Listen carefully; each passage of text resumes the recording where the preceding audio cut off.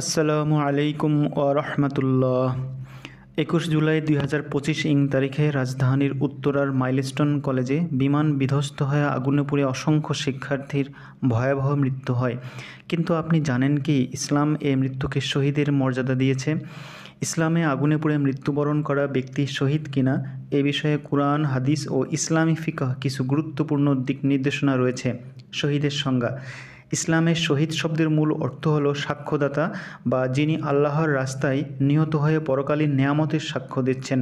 তবে শহীদের ধারণা শুধুমাত্র যুদ্ধক্ষেত্রের শহীদের মধ্যে সীমাবদ্ধ নয়।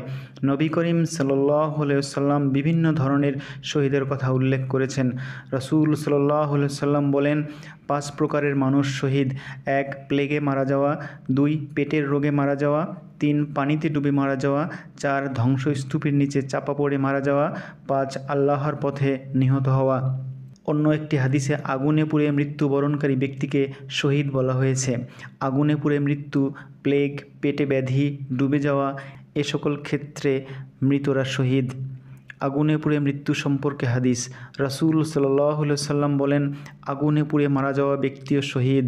অতএব সহিহ সূত্রে প্রমাণিত হয় যে আগুনে পুড়ে মারা গেলে শহীদের মর্যাদা পাওয়া যায় যদি তার ঈমান ঠিক থাকে। শহীদের মর্যাদা। একজন শহীদ দুনিয়ার কষ্ট থেকে মুক্তি পান এবং পরকালে মহান মর্যাদায় ভূষিত হন। শহীদদের জন্য কুরআনে বলা হয়েছে, আল্লাহর রাস্তায় নিহতদের তোমরা মৃত মনে করো না, তারা বরং জীবিত।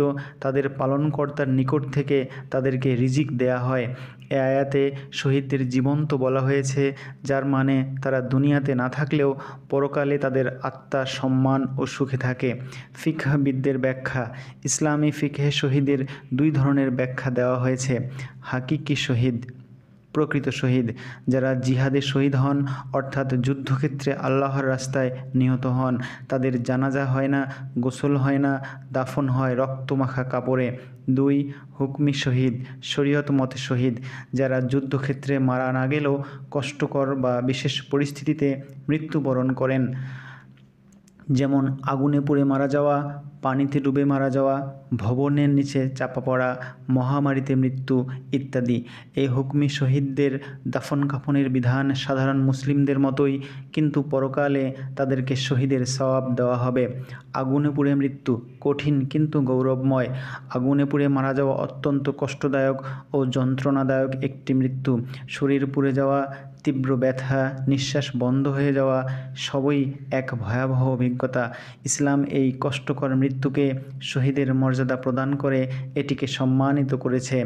এই প্রকার মৃত্যুতে যদি ব্যক্তি ঈমানের উপর অটল থাকে, নামাজ, রোজা ইত্যাদি পালন করে, তাহলে ইনশাআল্লাহ আল্লাহ তাআলা তাকে শহীদের মর্যাদা প্রদান করবেন।